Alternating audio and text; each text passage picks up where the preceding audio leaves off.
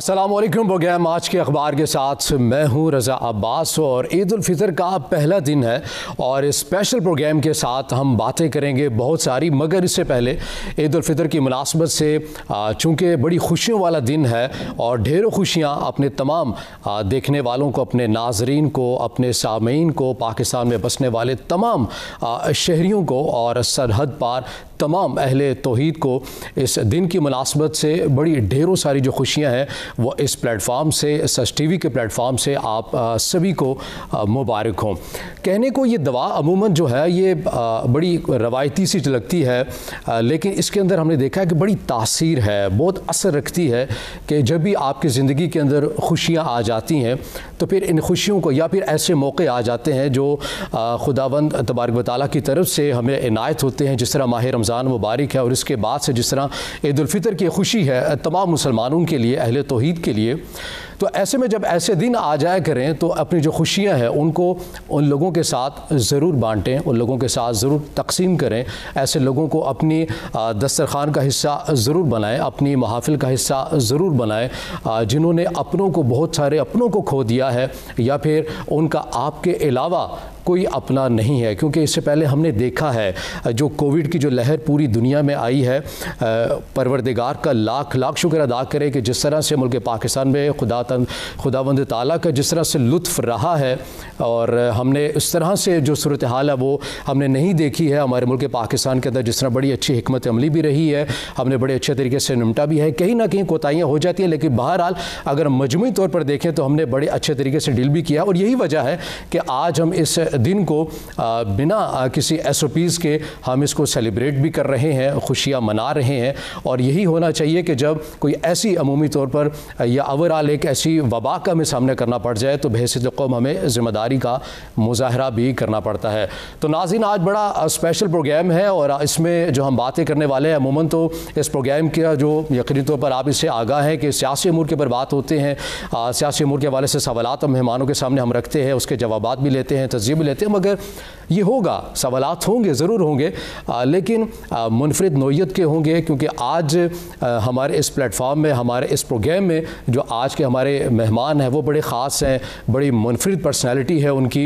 यकीनी तौर पर आपने उनको कई बार देखा है, सहाफ़त में बड़े मुतहरिक रहते हैं, बड़ी एक मजबूत आवाज़ भी है, बड़ी मजबूत दलील भी रखते हैं और हम जैसे जवानों ने उन्हीं को देखकर इसी शोबे को ज्वाइन भी किया हुआ है। बड़े इंस्पायर भी होते हैं, बड़ी हद तक मुतासिर होते हैं उन्हें देखकर और बहुत कुछ सीखने के लिए भी मिलता है। तो आज एक मेरे लिए वैसे एक एंकर के तौर पर और एक सहाफ़त के एक अदना से तालिब इल्म होने की हैसियत से मेरे लिए एक बड़े फ़ख्र की बात है कि आज मैं उनका इंटरव्यू भी कर रहा हूँ और कोशिश करूँगा एक तालिब इल्म होने की हैसियत से उनसे सीख भी सकूँ और साथ साथ उनकी जो निजी ज़िंदगी से मुतल्लिक ऐसे कुछ यकीनी तौर पर वाक़यात होंगे जिन्हें वो हमारे साथ शेयर करेंगे और आज जो खुशी का जिस तरह जो दिन है वो कैसे सेलिब्रेट करते हैं। इन तमाम अमूर के ऊपर बात होने वाली है नाज़रीन आज के इस प्रोग्राम में और यकीनी तौर पर सियासत के ऊपर भी लाजमी बात होगी, मगर उसी तरह बिल्कुल एक रवायती अंदाज से हट कर बात होगी।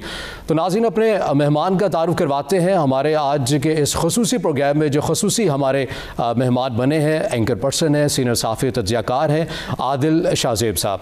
आदिल भाई, सबसे पहले तो आपके वक्त का बहुत शुक्रिया और ढेरों खुशियाँ ईद उल फितर की आपको बहुत बहुत मुबारक। Thank you very much for having me Raza, और आपको, आपके चैनल को, आपके पूरे स्टाफ को और आपके ऑडियंसेस को खुसूसी तौर पर ईद मुबारक। बहुत शुक्रिया, बहुत शुक्रिया आदिल भाई।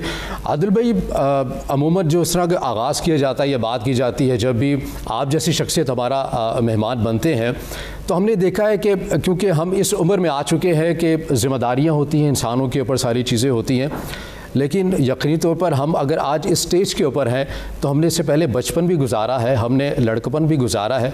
तो कैसे इन दिनों को आप सेलिब्रेट करते हैं अपनी ज़िंदगी? देखें, आगाज़ तो हर किसी का ऑब्वियसली स्कूलिंग और कॉलेज और फिर यूनिवर्सिटी, और लेकिन हर गुज़रती ईद के साथ जो हैं वो रिस्पॉन्सिबिलिटीज़ बढ़ती जाती हैं। बिल्कुल। हम जब स्टूडेंट थे उस वक्त ईद जब मनाते थे तो पेरेंट्स होते थे, दोस्त होते थे, कोई ज़्यादा रिस्पॉन्सिबिलिटीज़ नहीं होती थी। फिर उसके बाद जब प्रैक्टिकल लाइफ में आए तो मेरा ख्याल है कि ईद जो है ना, फिर आप एक ऐसी पोजीशन में आ जाते हैं कि you just want to ensure कि आपसे जो रिलेटेड लोग हैं उनकी ईद अच्छी गुजरे। बिल्कुल। और वही मैनेज करते, हाँ, वही मैनेज करते करते जो है वो आपकी ईद गुजर जाती है। और मतलब आपके पेरेंट्स के अलावा आपके uncle aunties, you just make sure कि अगर मैं चला जाऊं उससे खुश हो जाएंगे, या फिर आपके दोस्त हैं, या फिर मेरी ज़ाती तौर पर ये कोशिश होती है, जो कहना तो नहीं चाहिए लेकिन मेरी कोशिश ये होती है कि जो ऐसे लोग जो कि ईद सेलिब्रेट करने की पोजीशन में नहीं है और उनकी खुशियों का एहतमाम किसी न किसी तरह अगर आप किसी के काम आ जाते हैं, मेरा ख्याल है कि ये बहुत बड़ी खुशी है। ये बहुत बड़ी खुशी है, वाकई ये बहुत बड़ी खुशी है। बड़ी खूबसूरत बात आपने की। लेकिन आप समझते हैं कि बैलेंस करना भी कहीं ना कहीं आसान हो जाता है उम्र के साथ साथ बढ़ते हुए, क्योंकि बचपन में या नौजवानी में तो एक वो जो इसे कहते हैं कि बड़े आज़ादाना ख्याल के मालिक होते हैं, किसी चीज़ की परवाह भी नहीं करनी है, आप जब चाहे अपने दोस्तों के साथ निकल जाएं। लेकिन जिस प्रैक्टिकल हिस्से की आपने भी बात की, तो एक बैलेंस रखना आप समझते हैं कि आसान है या इंसान के ऊपर मुनहसिर होता है कि यार वो खुद ही कर सकता है, या वाकई कहीं ना कहीं मुश्किल होता है बैलेंस रखना, तमाम रिश्तों को साथ लेकर चलना इस खुशी के मौके? देखिए, जो जिस प्रोफेशन में हम हैं तो उसमें तो वक्त के साथ साथ बैलेंस करना मुश्किल होता जा रहा है, क्योंकि जितना आपकी सीनियरिटी और एक्सपीरियंस बढ़ता जाता है, रिस्पॉन्सिबिलिटीज़ भी बढ़ती जाती हैं साथ साथ में। तो मैं अगर आपको अपना बताऊं तो मैं फैमिली को बहुत ही कम टाइम दे पाता हूं। अच्छा। इसकी वजह से, रिस्पॉन्सिबिलिटीज़ की वजह से। शायद 2 साल पहले मैं ज़्यादा टाइम दे पाता था, या जिस वक्त मैं BBC में था लंदन में, तो वहाँ पर वहाँ की जर्नलिज़म का नेचर यहाँ की जर्नलिज़म की नेचर से बड़ा डिफरेंट है। वहाँ पे आपकी जॉब शुरू होगी, उसका एक सर्टन टाइम होगा, और जब जॉब फिनिश होगी एक सर्टन टाइम पे फिनिश होगी। तो वो आप बैलेंस कर सकते हैं कि मैं फैमिली को इतना टाइम दूंगा, दोस्तों को इतना दूंगा, जॉब को इतना टाइम दूंगा। यहाँ पे तो 24/7 जो अंग्रेजी में कहते हैं 24 घंटे हम आपको फील्ड में रहना, ऑन जॉब होते हैं। आप घर में भी हैं लेकिन आपको देखिए ना, रात को 2 बजे आपको चैनल से कॉल आ जाती है, बीपर पे लेना है, फलां काम हो गया है आपको, या सुबह 9 बजे आपको कॉल आ जाती है। हालांकि मेरा शो जो है रात को वो 10 बजे होता है, लेकिन ये और फिर पिछले महीने 2 में जितनी पाकिस्तान में फास्ट पेस डेवलपमेंट्स हुई है बहुत ज़्यादा, उसने तो बैलेंस बिल्कुल ही बिगाड़ दिया। नाज़रीन जानना चाहते हैं कि आदिल शाज़ेब की जो पर्सनैलिटी है, जो शख्सियत है, ज़्यादा बोलने वाली है, गैदरिंग वाली है, या बहुत लिमिटेड है, महदूद है? मैं कहूँगा मैं महदूद हूँ। अच्छा। और जो मेरे दोस्त हैं जो मुझे जानते हैं, मैं बड़ा कम बोलता हूँ शुरू से ही। जी, शुरू से मैं बड़ा कम बोलता हूँ। और हमारा जो प्रोफेशन है वो है ही बोलने वाला, स्पेशली जब आप एंकर हैं। लेकिन मैं वही बोलता हूँ जो मैं समझता हूँ कि वो बोलना चाहिए। Otherwise I keep myself to myself, और लेकिन आजकल तो सोशल मीडिया, आजकल तो आपको बोलना भी नहीं है, लिखना है, ट्वीट कर देनी है, एक ट्वीट आग लगा देती है। कमेंट्स पढ़ते हैं? कमेंट्स आप कह दें कि 85-90% मैं नहीं पढ़ता। हाँ, बल्कि अब तो मैंने कमेंट्स अपने बंद भी कर दिए हैं। जो आजकल जितनी आज़ादी सारे राय पर, जिससे वो कहते हैं कि आप खुद बात करते हैं तो फिर आप लोगों को क्यों नहीं बात करने देते? अमूमन हमने देखा है कि सियासी जमात की वजह से बातें की जाती हैं। ये बिल्कुल it's a very valid point, लेकिन लोग फिर भी आपकी ट्वीट को कोट करके कुछ भी कह सकते हैं। तो आज़ादी इज़हार राय तो वहाँ पे मौजूद है, लेकिन जिस तरफ ये जो हमारे सियासी मामलात ने पोलराइजेशन बढ़ा दी और जिस तरफ अदम बर्दाश्त लेके जा रही है हम सबको, उसमें बजाय इसके कि आपको अगर कमेंट्स ऐसे आएँ कि मतलब थ्रेटनिंग मैसेजेस आ जाएं, तज़हीक हो, आपकी फैमिली को के दायरे में ना हो, तो आई थिंक इट्स बेटर कि आप उसको, मैं तो बिल्कुल पढ़ता ही नहीं हूँ, जवाब देना तो बिल्कुल बड़ी दूर की बात है। ट्विटर की हद तक एक्टिव है ज़्यादा? मैं ट्विटर की हद तक एक्टिव हूँ। बाकी सोशल मीडिया प्लेटफॉर्म्स हो तो टीम हमारी चलाती है, लेकिन मैं खुद ट्विटर पर ज़्यादा। आपने बाहर भी बहुत ज़्यादा वक्त गुजारा है, सहाफ़त भी आपने की है जी। रवैयों के हवाले से आपने कैसे देखा है अपने समाज को और सरहद पार के लोगों को? देखें, हम में बर्दाश्त नहीं है, बाहर जो है वो बर्दाश्त बहुत ज़्यादा है। हम अदम बर्दाश्त का शिकार हो गए हैं, हमारी पूरी सोसाइटी, और हम बड़ी तेज़ी से और भी वो ख़त्म हो रहा है वो मामला। बाहर ये है, देखें, और इसकी मैं एक लेमैन की एग्ज़ाम्पल मैं आपको दूँ ना, कि बाहर आपको रास्ता दिया जाता है।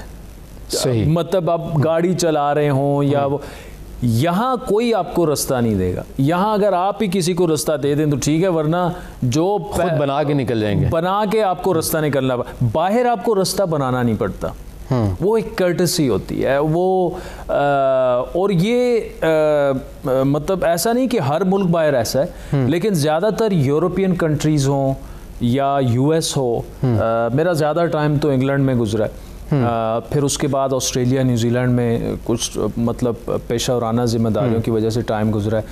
उन लोगों में मैंने देखा है कि वो अगर आप किसी के साथ एक एग्रेसिव बिहेवियर में पेश आ भी जाएं, तो वो बड़ा उसको कूल लेके, काम डाउन होके, तामुल मिजाजी के साथ, ऑब्वियसली हर कोई वहाँ पे ऐसा नहीं है, लेकिन 90% जो वहाँ के लोग हैं ना, जो सबसे ज़्यादा मुझे जिस चीज़ ने मुतासिर किया है वो यही है कि एक तो वो गुस्से में नहीं आते, मतलब चाहे वो काम का कल्चर हो, चाहे वो आप कहीं स्कूल हो, कहीं या किसी से इख्तिलाफ वाला मामला हो, वो मैंने देखा है कि बड़े स्मार्ट वे में, मतलब उन्होंने अगर आपको ना भी कहनी हो तो वो आपको ऐसा जवाब बना के दे देंगे कि आप शायद उनकी हाँ से इतने खुश नहीं होंगे जितने वो अपने ना वाले जवाब से आपको खुश कर देते। ठीक है, बातें मज़ीद भी करेंगे और आपकी निजी ज़िंदगी से जो वाक़यात हैं यकीनी तौर पर हमारे नाज़रीन भी जानना चाहेंगे, और फिर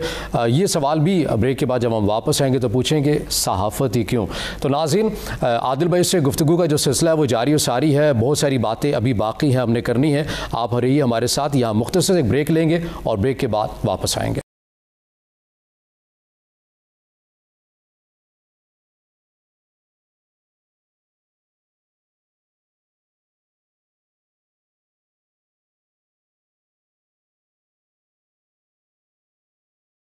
ब्रेक के बाद नाज़रीन प्रोग्राम में आपको खुश आमदीद कहेंगे और गुफ्तगू का सिलसिला है जारी और सारी है। आदिल शाहज़ेब भाई हमारे साथ मौजूद हैं और उनकी निजी ज़िंदगी से मुतल्लिक हम बातें भी कर रहे हैं और कुछ शोबे के हवाले से भी बातें कर रहे हैं और समाज के रवैयों के हवाले से भी बातें जारी और सारी हैं। आदिल भाई, मैं ये जानना चाहूँगा, नाज़रीन ये भी जानना चाहते हैं कि सहाफ़त ही क्यों, इंटरटेनमेंट इंडस्ट्री, दीगर मैदान, वो क्यों नहीं?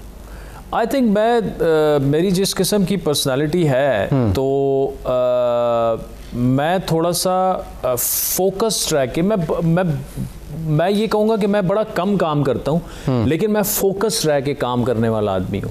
तो मुझे शुरू से ये जो इन्वेस्टिगेटिव जर्नलिज्म है उसका बहुत ज़्यादा मैं क्या कहते हैं फ्रॉम डे वन जो मुझे इसमें होता है कि एक ख़बर तो हर जगह ख़बर होती है, लेकिन उस ख़बर की डेप्थ में जितना मुझे मज़ा आता है ना, मैं ख़बर एक पढ़ूंगा, 10 नहीं पढ़ूंगा, लेकिन वो एक ख़बर का मुझे फिर तह तक पहुंचना चाहिए। तो ये एक शुरू से मुझ में था। दूसरा जो रेडियो ब्रॉडकास्टिंग है ना, वो क्रेज़ था मेरा। एक तो हमारे जो वालिद साहब हैं तो शुरू से हमारे घर 5-6 न्यूज़पेपर्स आते थे। अच्छा।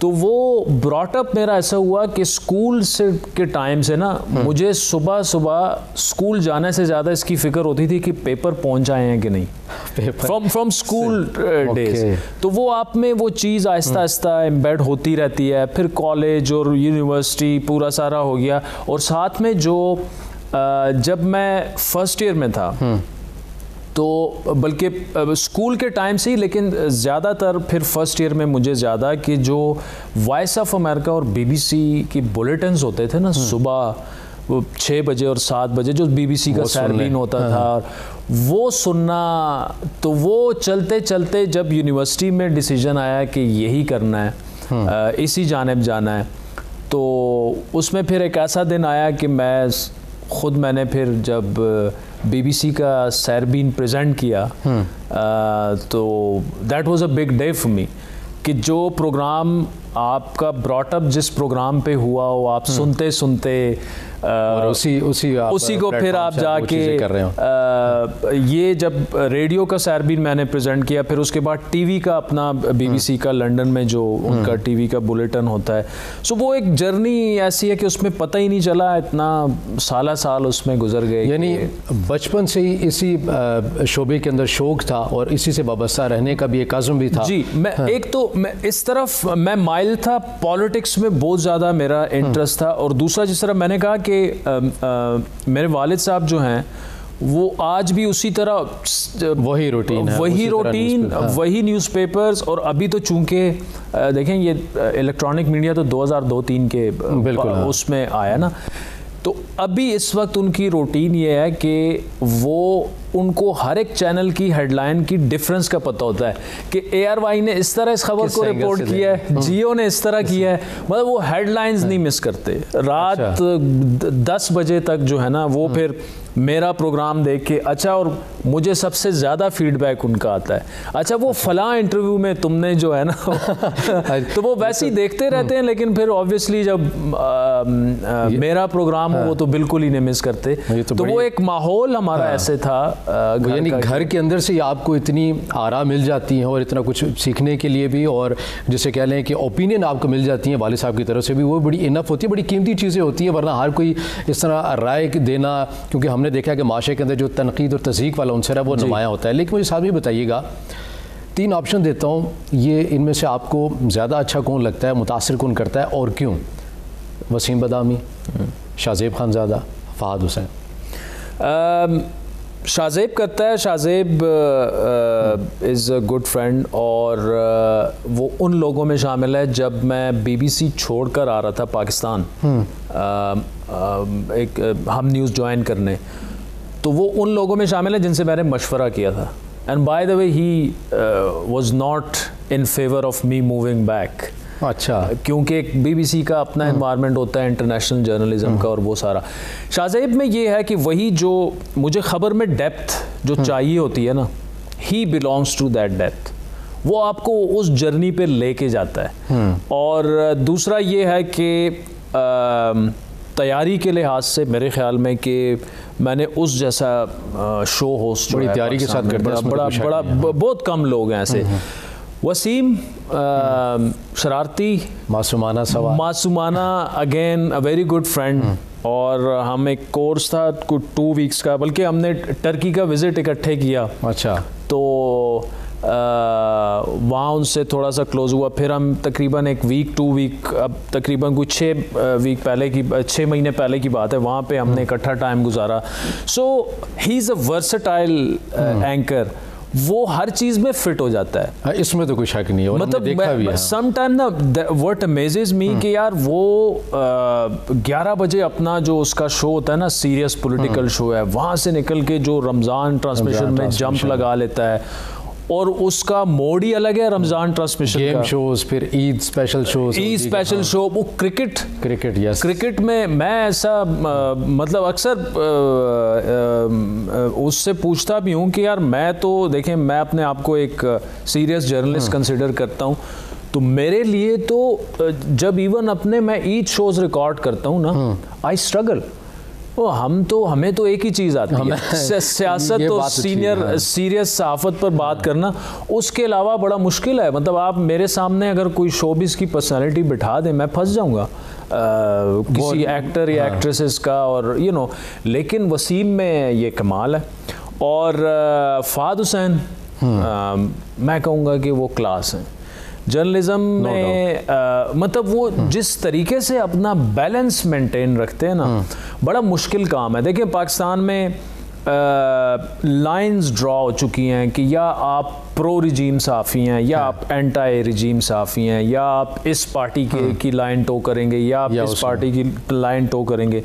वो इतने ज़बरदस्त तरीके से उनके जो एनालिसिस होते हैं, और मेरे ख्याल में कि मेरे तो कॉलीग भी हैं, सीखने को उनसे बहुत कुछ मिलता है, लेकिन हर जो इमर्जिंग जर्नलिस्ट है, जो यंग जर्नलिस्ट है, उनके लिए वो एक इंस्पिरेशन होनी चाहिए, स्पेशली उनके जो कॉलम्स हैं। और लेकिन उनके ओपिनियन से आप डिसएग्री कर सकते हैं इसमें तो। लेकिन वो जिस तरह का बैलेंस वो लेके सामने रखते हैं, तो उसमें इन तीनों में नंबर 1 पोजीशन किसको दिया आपने? यार नंबर्स में मेरे ख्याल है कि तीनों अपनी जगह पे बड़े अच्छे जर्नलिस्ट हैं। और इनके अलावा भी देखें जो हमारे अच्छे दोस्त भी हैं और जो जिनकी बहादुरी हमें इंस्पायर करती है, जो उनके साथ हुआ, देखें हामिद मीर साहब हैं, आसमा शिराजी हैं, तलत हुसैन हैं, सलीम साफ़ी साहब हैं। साफ़ी साहब तो वैसे मैं उन्हें अपना उस्ताद भी समझता हूँ बहुत सी चीज़ों में। हमारा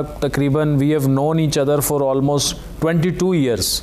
हाँ, बस उसमें ये है कि इन 22 सालों में वो 21 साल नाराज़ रहते हैं। मतलब आप इससे अंदाज़ा लगा लें कि तबीयत ऐसी है, आपके साथ कोई खास मोहब्बत है। लेकिन एज ए जर्नलिस्ट मैं आपको बताऊं कि मैं चूँकि बहुत करीब से उनकी फैमिली को भी और उनको भी देखता हूँ, और मैंने उनका कैरियर में उरूज आई हैव विटनेस्ड इट, कि जहाँ से वो उठे उन्होंने बड़ी मेहनत की है। वो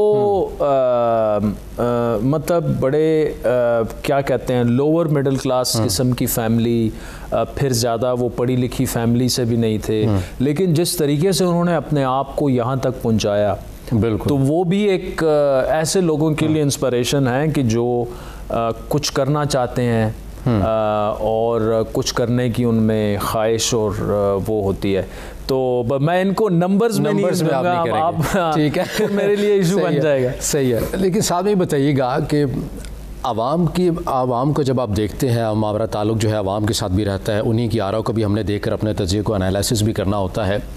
आप समझते हैं कि सहाफ़त बड़ी हद तक तकसीम हो चुकी है या नहीं? ऐसा नहीं है, मैं किसी को हक़ है, आप क्या समझते हैं? मैं आपसे एग्री करता हूँ। सहाफ़त डिवाइड हम, but there is a line. मैंने आपको कहा ना कि एक लाइन खिंच चुकी है। आप जहाँ भी जाएँ, चाहे वो मीडिया हो, चाहे वो, और मैं दूसरी तरफ नहीं जाना चाहता, लेकिन ये बहुत ही ख़तरनाक तरफ हम जा रहे हैं। ख़ुसूसन पिछले 2-3 महीने से जो हमारी सियासत ने हमारी सोसाइटी के साथ कर दिया है।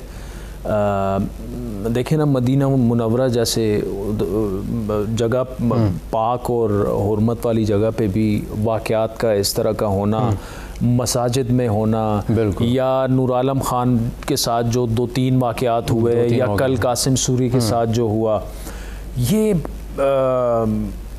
अदम बर्दाश्त का जो रवैया चलता है, मुझे बड़ा दुख होता है कि हम अपने जो बच्चे हैं उनको कैसा मुल्क छोड़ के जा रहे हैं, या किस तरफ देखिए ना, ये जो मैंने अदम बर्दाश्त वाली आपसे बात की कि घरों के अंदर ऐसा तनाव मैंने पहले कभी देखा नहीं था।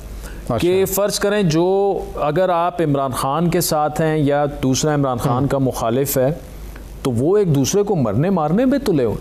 और यही हमें ये चीज़ नज़र आ रही है। और देखिए, तशद्दुद पे उकसाना, आप अगर अपने नौजवान को ये कह दें कि जी अगर आप इस बंदे से आपको इख्तिलाफ है तो आप इसका गिरबान पकड़ सकते हैं, एग्जैक्टली इस वक्त यही हो रहा है ना। ऐसे ही ये तशद्दुद पे उकसाना जो है, वो गुफ्तगू हमारे सामने। अब आपने अपना सियासी मोटिव तो हासिल कर लिया, लेकिन यही नौजवान कल आपका भी गिरबान पकड़ेगा। फिर उस वक्त आप उसको ये नहीं कह सकते, आगे तो ये नहीं देखेगी किसका दरवाजा है या नहीं। एग्जैक्टली देखें, वो उस वक्त फिर आप उस नौजवान को ये नहीं कह सकते कि देखिए आप इख्तिलाफ राय करें, लेकिन आपका हाथ इधर नहीं आना चाहिए। वो कहेगा कि यार 3 महीने पहले तो तुम्हारी वजह से मैंने उसका गिरबान पकड़ा है, तो अब तुम्हारा क्यों ना पकड़ो।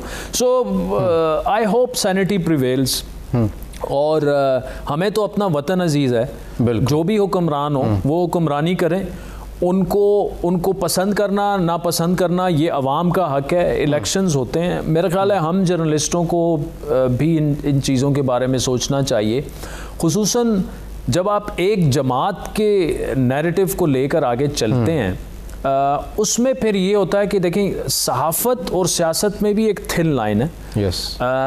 वो जब आप उस तरफ चले जाते हैं तो बेहतर यही है कि फिर आप मुकम्मल तौर पर सियासत कर लें, फिर आप ही ज्वाइन कर लें। हाँ, तो बस ये उस्ताद को माशरे में, किसी भी माशरे में बड़ी इज़्ज़त की निगाह से देखा जाता है, लोग उसकी कदर भी करते हैं। आपने जिस तरह की हमने पहले भी बात की कि आपने बाहर भी वक्त गुजारा है, वहाँ भी सहाफ़त की है। आप समझते हैं सहाफ़त के शुबे में ऐसे वाबस्ता अफराद को भी उसी तरह की इज़्ज़त और मकाम मर्तबा बाहर भी हासिल है या अपने मुल्क में कैसे कंपेयर करते हैं आप? नहीं, देखें, अनफॉर्चुनेटली ये जो हम जिस डिवाइड का जिक्र कर रहे थे ना, उस डिवाइड ने एहतराम भी ख़त्म कर दिया है। देखें, एक वक्त होता था जब आप अगर एक न्यूज़पेपर के ब्यूरो में या हेड ऑफिस में काम कर रहे हैं तो वहाँ पर सीनियर सबको पता होता था कि यार फलां बंदा जो है वो मुझसे 20 साल सीनियर है, ये मुझसे 18 साल सीनियर है, ये मुझसे 12 साल सीनियर है, और उसी हिसाब से आपको उनकी इज्जत एहतराम। मुझे नहीं याद जिस वक्त हमने सहाफ़त शुरू की थी कि किसी के जहन में भी ये हो सकता था कि देखें हम उस वक्त जो सीनियर सहाफ़ी जो हमें याद है, मैं चूँकि उस वक्त ये FPAC को अफ़गानिस्तान पाकिस्तान पर ज़्यादा फोकस होता था, तो रहीमुल्लाह यूसुफ़ज़ई साहब का एक नाम था। किसी की सोच में भी नहीं था कि रहीमुल्लाह यूसुफ़ज़ई को जो है कोई खुदा न ख्वास्ता उनके साथ बदतमीज़ी कर ले, उनको गाली दे दे या वो दे दे उस वक्त। उसके बाद उसी रहीमुल्लाह सोच भी नहीं आती थी सोशल मीडिया पर आज मतलब जिस तरह अल्लाह ताला उन्हें जवार रहमत में जगह दे, लेकिन अब तो वो फ़र्क ख़त्म हो चुका है। अब तो शायद फरीज़ा समझा जाता है कि जब अगर आप मुझसे एग्री नहीं करते और आप मुझसे 40 साल भी सीनियर हैं, मैं आपको सोशल मीडिया पे गाली दे रहा हूँ। दिस इज़ यू नो, और ये वही मतलब इसको आप दूसरे ममालिक से इसलिए कंपेयर नहीं कर सकते कि दूसरे ममालिक में मैंने आपको जिस तरह का, खुसूसन जहाँ पे मैं ज़्यादा रहा हूँ, यूरोप में या US में या ऑस्ट्रेलिया में, वहाँ पर आप इख्तिलाफ़ राय करें लेकिन 2% लोग भी ये वाली लाइन क्रॉस नहीं करते। आपको एक बड़े मुहज़्ज़ब तरीके से, अगर मैंने जिस तरह कहा, अगर इनकार भी करना है बड़े मुहज़्ज़ब तरीके से करना है। तो यहाँ तो आदिल भाई ब्रेक का कहा जा रहा है, क्योंकि जिस तरह हर चीज़ के लिए एक ब्रेक ज़रूरी है, प्रोग्राम के लिए ब्रेक नाज़रीन बड़ी ज़रूरी है। और ब्रेक के बाद वापस आएंगे तो कुछ अफ़गानिस्तान में भी काफ़ी वक्त गुजारा है आदिल भाई ने, वहाँ के भी तजर्बे के हवाले से बात करेंगे और इनकी निजी ज़िंदगी से वाक़यात जो जुड़े हैं उनके ऊपर भी बात करेंगे जो हमसे वो शेयर करना चाहें। तो नाज़रीन हमारे साथ रहिएगा, एक मुख्तसर से ब्रेक के बाद दोबारा हाजिर।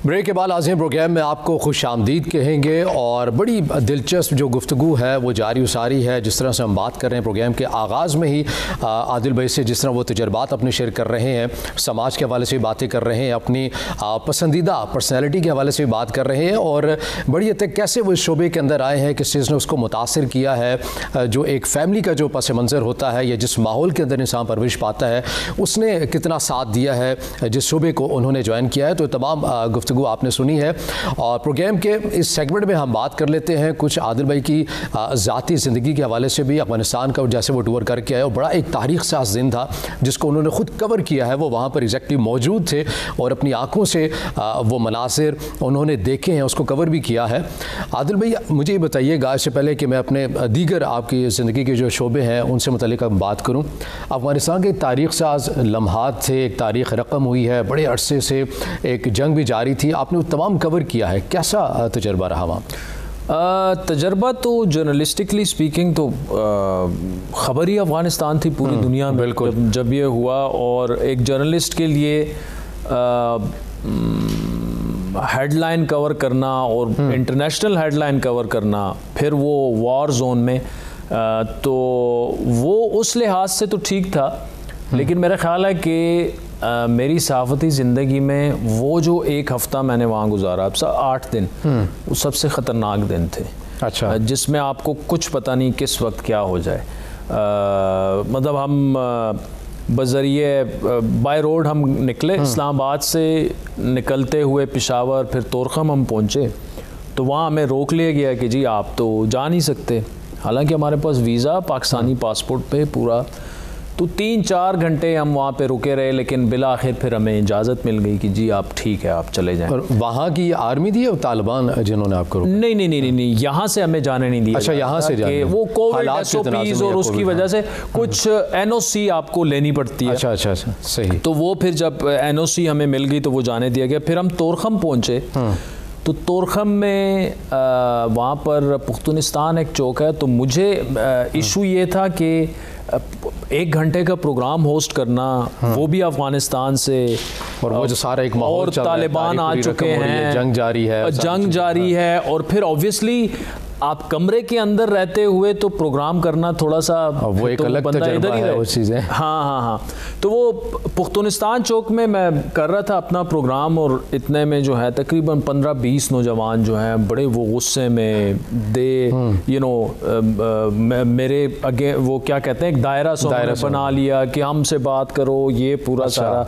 खैर वो वहाँ से फिर हमने ये फ़ैसला किया अगले दिन कि जी हमने बस काबुल चले जाना है, क्योंकि जलालाबाद के हालात कोई ज़्यादा ठीक नहीं थे। तो वहाँ से फिर हम चले गए काबुल, और काबुल में भी ये था कि एयरपोर्ट पर मतलब हर कोई बाहर जाना चाह रहा था। अच्छा। तो एयरपोर्ट के हालात जो थे वो कुछ ज़्यादा ठीक नहीं थे, और वहाँ पर ATM में कैश नहीं था, हालात ऐसे थे कि किसी को कुछ पता नहीं था, अनसर्टेनिटी थी, बस आपको सिर्फ हर तरफ तालिबान, अफरा-तफरी और बेयकीनी की सूरत हाल है। लेकिन जो अहम चीज़ उसमें ये थी वो ये थी कि आने से पहले मैंने कहा कि मैं आखिरी प्रोग्राम एयरपोर्ट से होस्ट करूँगा। अच्छा। वो जब मैंने वहाँ पर जब मैं पहुंचा वहाँ पे, तो हर 2-3 मिनट के बाद एरियल फायरिंग की आवाज़ें आपको आती थी। वो हालात उसी जगह पर मौजूद, उसी जगह पर, हाँ, वो तालिबान करते थे कि लोग थोड़े से डिस्पर्स हो जाएं पूरा सारा।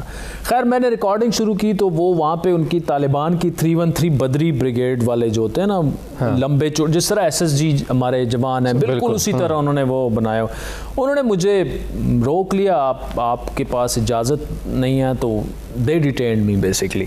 तो अंदर बैठे जी, मैंने इजाज़त, तो मेरे पास वो एक्रेडिटेशन थी उनकी ज़बीउल्लाह मुजाहिद की, तो वो मैंने उनको इजाज़तनामा दिखाया, उन्होंने कहा नहीं जी यहाँ पे हमारा इजाज़तनामा चलता है। खैर फिर उन्होंने वो करते वर्ते वीडियो डिलीट्स कर दी, उन्होंने मुझे कहा कि बस यहाँ से चले जाओ। मैंने कहा ठीक है। अच्छा खैर मैं बीइंग अ जर्नलिस्ट मैंने कहा मैंने तो यहाँ पे कुछ ना कुछ तो होस्ट करना है। वो जब मैंने दोबारा शुरू की वो दोबारा आ गए। खैर अब मैं ज़्यादा बातें नहीं करूँगा, वो वाक़यात अब गुजर गया। लेकिन उसके बाद जैसे ही मैं होटल पहुँचा, मेरा होटल वहाँ से 10 मिनट के फासले पर ड्राइव, जैसे ही होटल पहुँचा तो ठीक उसी जगह पर 2-3 ब्लास्ट हुए आफ्टर 10 मिनट्स। मतलब वो काबुल को बिल्कुल हिला दिया था। उसमें कोई जब आप उस जगह से मूव कर चुके थे? मैं उस जगह से 10 मिनट पहले किया था, और उसी जगह पर ब्लास्ट हुए 3, और उसमें तकरीबन अब मुझे एग्जैक्ट फिगर याद नहीं है, 250-300 लोग जो थे वो बिल्कुल, हाँ, वो सारी जो चीज़ें हैं वो बिल्कुल। हाँ आदिल भाई, तो वक्त चूँकि बड़ा कम भी है और गुफ्तगू में ऐसे जो है वो वक्त तेज़ी से गुजरा है, पता भी नहीं चला। लेकिन दीगर अहम जो चीज़ें हैं वो भी मैं आपसे जल्दी से पूछना चाहूँगा। आप समझते हैं कि कौन सा सियासतदान है, या उसको ये कह लें कि आपको पसंद है, या आप ये समझते हैं कि बड़ी एक डिसेंट किस्म की पॉलिटिशियन करते हैं? साथ में इस सवाल का जवाब भी दे दें कि सियासी जमात का मंशूर आप समझते हैं कि बहुत अच्छा है या अच्छा है? ये मेरे ख्याल में सियासी जमातों पर तो खैर हम गुफ्तगू नहीं कर सकते, मंशूर तो इलेक्शन आएगा फिर पता चल जाएगा। सियासतदानों में आई थिंक कि मौजूदा सियासतदानों में लीडर्स पर नहीं जाता, शायद खाकान अब्बासी जो है ना, अच्छा, उनको चूंकि बतौर प्राइम मिनिस्टर, उनका प्राइम मिनिस्टर PM ऑफिस में उनका जो आखिरी घंटा था वो उन्होंने मेरे साथ गुजारा था, उनका इंटरव्यू मैंने किया था। सही। तो उनको बतौर प्राइम मिनिस्टर भी मैंने देखा और बतौर एक ओपोजिशन के रहनुमा के तौर पर भी देखा है। और जो चीज़ मुझे मुतासिर करती है वो वो बड़े डाउन टू अर्थ ऐसे हैं कि वो जब हमारे पास स्टूडियो में आते हैं वो खुद गाड़ी ड्राइव करके, कोई कहीं से आपको पता नहीं चलेगा कि ये एक साबिक वज़ीर आज़म हैं। और फिर उनकी जो डेप्थ है ख़ुसूसन एनर्जी सेक्टर में, और इंसान भी बड़े अच्छे हैं वो, ही इज़ अ फैमिली मैन।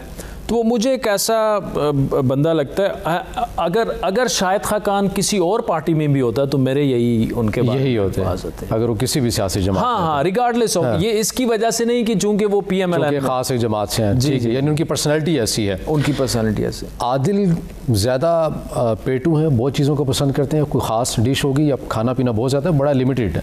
मैं तो, आप मुझे देख के अंदाज़ा लगा लें, मैं खाने के मुझे भी देख के अंदाज़ा लगा लें कि मुझे बड़ा शौक है खाने का, लेकिन वो कहते हैं ना कि लगता नहीं है, वो वाली कैफियत है। आप है नहीं, I'm वेरी पिकी। मैं खाता बड़ा कम हूँ, लेकिन बड़ा चूज़ी हूँ इस मामले में। मैं हर चीज़, ख़ास डिश जो ज़्यादा पसंद हो? कढ़ाई गोश्त। खुद शौक है बनाने का या नहीं? बनाने का तो खैर जब लंदन में होते थे तो उस वक्त तो कभी कभार बना लिया करते थे। अब तो टाइम इतना नहीं मिलता कि कुकिंग जो है वो खुद की जा सके। सही। ट्रैवलिंग का ज़्यादा शौक या ट्रैवलिंग का पसंदीदा जगह? शौक बहुत ज़्यादा, और ट्रैवलिंग मैंने बहुत ज़्यादा की भी है। अच्छा। हाँ, अब तो इतना टाइम नहीं मिलता, लेकिन तकरीबन कोई कॉन्टिनेंट नहीं रहा मुझसे। अच्छा। हर जगह पहुँचे। तो इस तमाम ट्रैवलिंग में या निजी ज़िंदगी में कोई ऐसा वाक़या, कोई एक ऐसा वाक़या जिसको आप समझते हो कि ये शेयर भी करना चाहिए, अपने नाज़रीन के साथ शेयर करना चाहिए, और जिससे आपके लिए बड़ा अलार्मिंग हो, ऐसा कोई वाक़या ज़िंदगी में? देखिए, वो तो एक जो अफ़गानिस्तान वाला एक हुआ, तो वो हो गया। वो मेरे लिए बहुत ज़्यादा, और वो बात मैं कंप्लीट भी कर दूं कि जब देखें ना, बतौर सहाफ़ी जी 10 मिनट अगर मैं उधर ही रहता तो I might not have been sitting here tonight. और अच्छा, फिर उसके बाद जब मैं पहुंचा और जब मुझे पता चल गया तो देखें, खबर तो बदल गई। जो मैंने वहाँ पे रिकॉर्ड किया था प्रोग्राम, वो सारा रिडंडेंट हो गया, और अगले 1 घंटे में मेरा प्रोग्राम लाइव आना है। लाइव आना। तो एज ए जर्नलिस्ट मैं क्या करता? मैं वहाँ से सीधा उठा, बगैर ये सोचे समझे कि यार 3 ब्लास्ट हो चुके हैं तो कहीं चौथा ना हो जाए। वो एयरपोर्ट नहीं, जिस हॉस्पिटल में ज़ख्मियों को लाया गया, मैं सीधा जाके उधर गया और मैंने अपना प्रोग्राम वहाँ से होस्ट किया।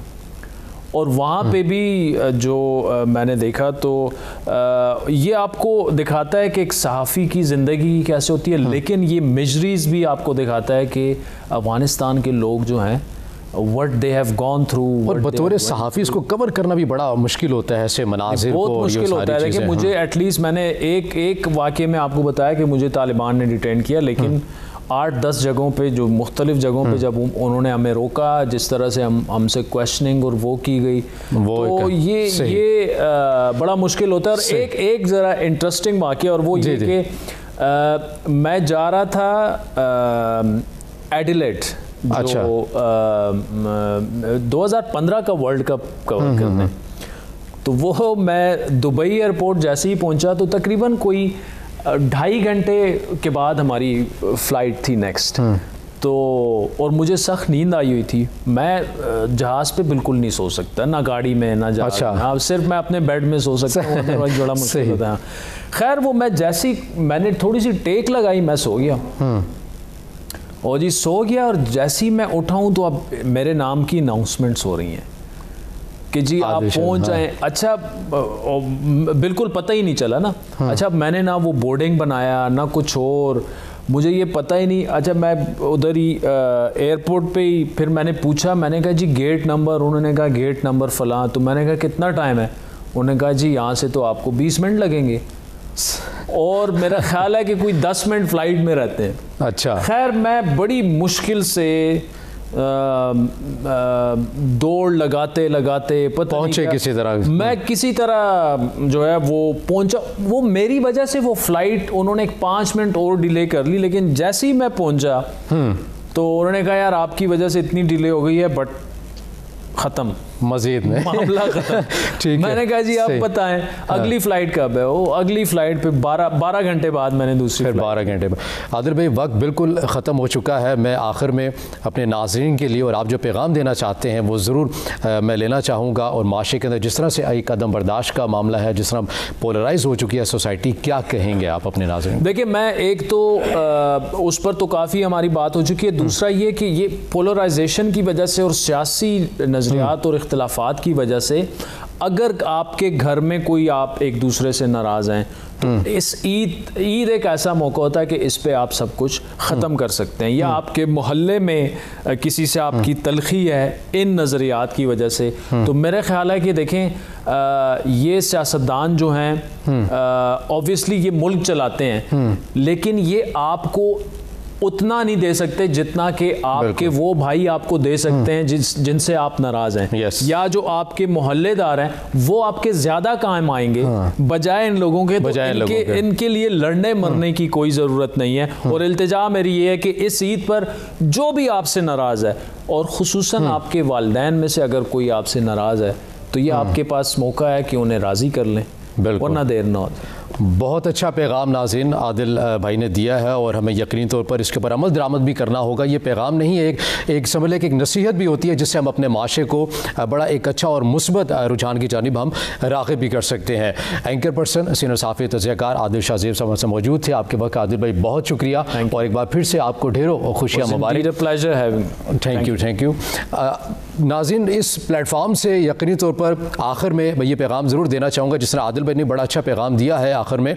इसी बात को आगे बढ़ाते हुए इसी प्लेटफॉर्म से मैं कहना चाहूँगा कि इन नफ़रतों को ख़त्म करें, मोहब्बतों को तकसीम करें और कुछ भी नहीं रखा इन कदूरतों में। और जो आपके आस पास के जो लोग हैं जिनके अंदर आप गुरबत का अंसर आप देखते हैं, उन्हें अपने दस्तरखानों में ज़रूर शामिल करें, अपनी खुशियों में ज़रूर शामिल करें। और आखिर में यही दुआ है कि अल्लाह ताला हमारे मुल्क पाकिस्तान को अमन का गहवारा बना दे। मुझे दीजिए इजाज़त। अल्लाह हाफ़िज़। पाकिस्तान पाइंदाबाद।